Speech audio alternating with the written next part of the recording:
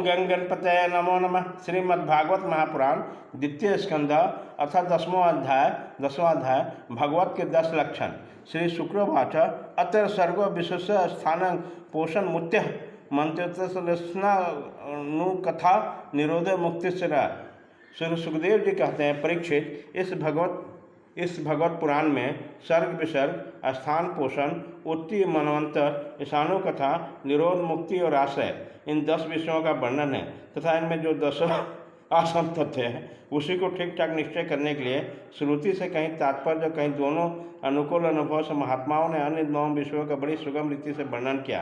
ईश्वर के प्रेरणा से गुणों में क्षोभ होकर उनके रूपांतर होने से जो आकाश आदि पंचभूत शब्द आदि तन्मात्राएं, इंद्रियां, अहंकार और महत्व की उत्पत्ति होती है, उसी को सर करते हैं। इस विराट पुरुष से उत्पन्न ब्रह्मा जी के द्वारा जो चराचर सृष्टि का निर्माण होता है उसका नाम है विसर्ग। प्रतिपद नाश की ओर बढ़ने वाले सृष्टि को मर्यादा में रखकर भगवान विष्णु की जो श्रेष्ठता सिद्ध हुई है उसका नाम स्थान है। अपने द्वारा सुरक्षित सृष्टि में भक्तों के ऊपर जो कृपा होती है उसका नाम है पोषण। मनवंतर के अधिपति जो भगवत भक्ति और प्रजापालन शुद्ध धर्म का अनुष्ठान करते हैं उसे मनवंतर कहते हैं। जीवों की वासनाएं जो कर्म के द्वारा उन्हें बंधन में डाल देती है उसी नाम से कही जाती है। भगवान के विभिन्न अवतारों का उनके प्रेमी भक्तों के विभिन्न आख्यानों से जो गाथाएं इस कथा है। जब भगवान योग निंदा को स्वीकार करके सहन करते हैं तब इस जीव को अपनी उत्पादि के साथ लीन हो जाना ही निरोध है। अज्ञान कल्पित कर्तव्य भोज तक तथा अज्ञानोत्तम भाव परित्याग करके वास्तविक स्वरूप में परमात्मा में स्थित होना ही मुक्ति है।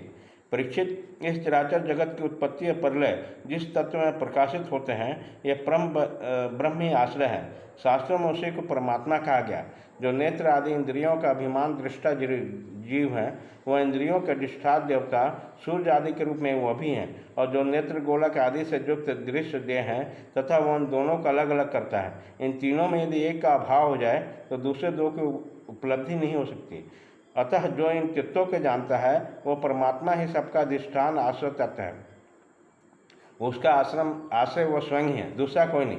जब पूर्वोक्त विराट पुरुष ब्रह्मांड को फोड़कर निकला तब वो अपना स्थान रहने के लिए ढूंढने लगा, और स्थान की इच्छा से स्वयं संकल्प करके पुरुष ने अत्यंत पवित्र जल की सृष्टा की। विराट पुरुष नर से उत्पन्न होने के कारण जल का नाम नार पड़ा, और अपने उत्पन्न किए हुए नार से पुरुष 1000 वर्षों तक रहा, इसी से उसका नाम नारायण पड़ा। और उस नारायण भगवान की कृपा से द्रव्य, क्रम, काल, स्वभाव और जीव आदि की सत्या है, उसकी उपेक्षा कर देने से किसी का अस्तित्व नहीं रहता। उस अद्वितीय भगवान नारायण ने योग निंद्रा से जग कर अनेक होने की इच्छा की। तब अपनी माया से उन्होंने अखिल ब्रह्मांड के 20 स्वरूप अपने स्वर्ण में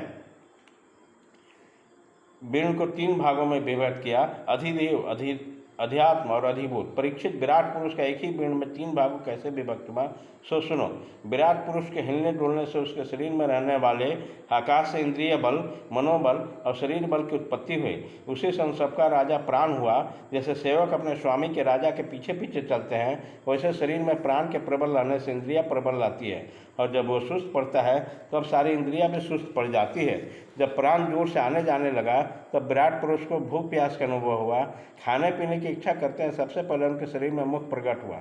मुख से तालुक से रसेंद्रिया प्रकट हुआ।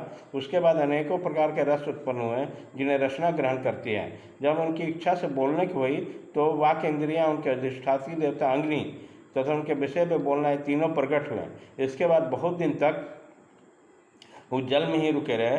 श्वास के वेग से नासिका छिद्र प्रकट हुई। जब उन्हें सूंघने की इच्छा हुई तब उसके नाक प्राणेंद्रिया में आकर बैठ गई। उनके देवता गंध फैलाने वाले वायुदेव प्रकट हुए। पहले उनके शरीर में प्रकाश नहीं था, फिर जब उन्होंने अपने को तथा दूसरे वस्तुओं को देखने की इच्छा हुई तब नेत्रों का छिद्र, उनका अधिष्ठाता सूर्य और नेत्रेंद्रिय प्रकट हो गए। इन्हीं का रूप ग्रहण होने लगा। जब वेद रूप ऋषि विराट पुरुष को स्तुतियों के द्वारा जगाने लगे तब उन्हें सुनने की इच्छा हुई। उसी समय कान, उनके अधिष्ठात्री देवता, दिशाएं और स्वतंत्रिया प्रकट हुई। इसी से शब्द सुनाई पड़ता था। जब उन्होंने वस्तुओं की कोमलता, कठिनता, हल्कापन, भारापन, उष्णता, शीतलता आदि जानना चाहा तो उनके शरीर से चरम प्रकट हुआ। पृथ्वी में से जैसे वृक्ष निकल आते हैं उसी प्रकार उनके चरम से रोम प्रकट हुए हैं, और उसके भीतर बाहर प्रकट होने वाला वायु भी प्रकट हुआ। शब्द स्मरण करने वाली त्वचा इंद्रिय भी साथ साथ ही शरीर में चारों ओर लिपट गई। उससे उनको स्पर्श का अनुभव होने लगा। जब उन्हें अनेक प्रकार के कर्म करने की इच्छा हुई तब उनके हाथ हो गए। इन हाथों में ग्रहण करने की शक्ति हस्तंद्रिय तथा अधिदेवता इंद्र प्रकट हुए और दोनों के आश्रय में होने वाला ग्रहण रूप कर्म भी प्रकट हो गए। भाग 1 खत्म।